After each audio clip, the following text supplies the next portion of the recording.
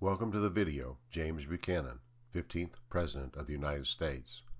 James Buchanan was born in Cove Gap, Pennsylvania, to parents of Scottish descent.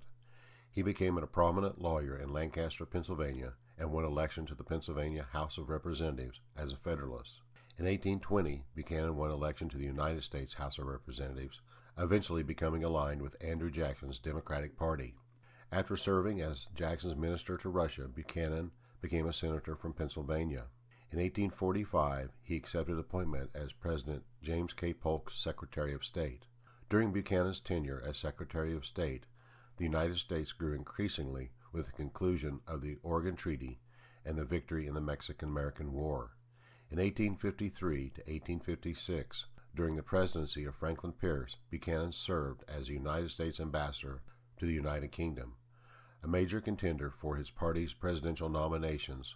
Throughout the 1840s and 1850s, Buchanan finally won his party's nomination in 1856, defeating Pierce and Senator Stephen A. Douglas in the 1856 Democratic National Convention.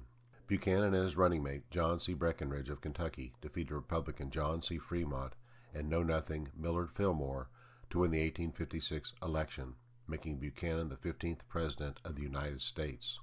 Shortly after his election, Buchanan lobbied the Supreme Court to issue a broad ruling in Dred versus Stanford, which he fully endorsed as president.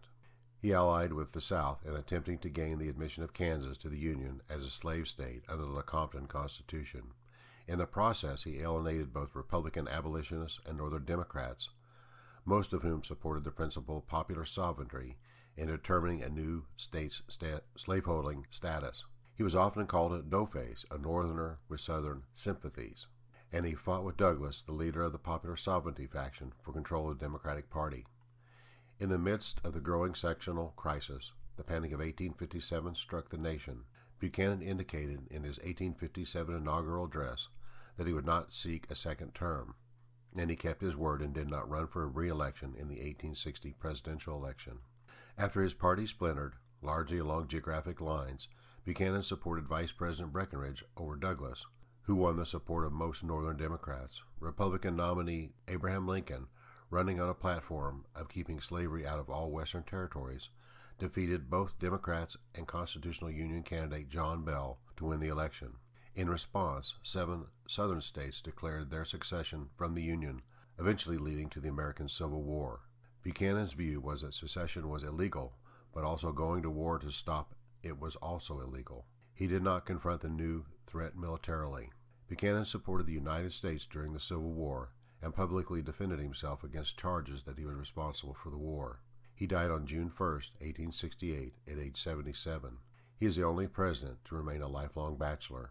Buchanan aspired to be a president who would rank in history with George Washington.